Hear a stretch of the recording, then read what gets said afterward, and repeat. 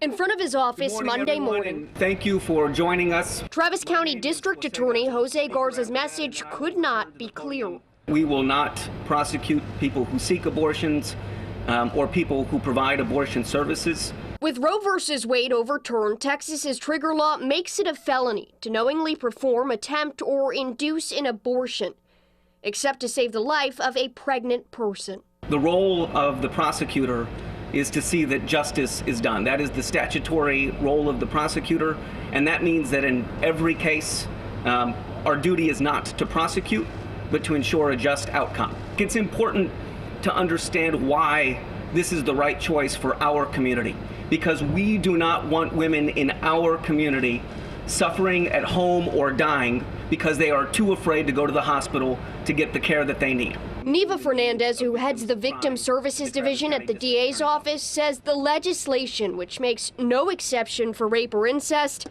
has dire consequences for survivors. Make no mistake, this office has absolutely seen crime victims as young as 10 years old impregnated by their rapists. A child who is raped by a stranger, or her uncle, or yes, even her father, will be forced to carry that pregnancy to term. The little girl who should be eating spaghetti at the school cafeteria and playing tag during recess will be forced to leave school at 10, 11, 12 years old to carry a baby in her own tiny child's body.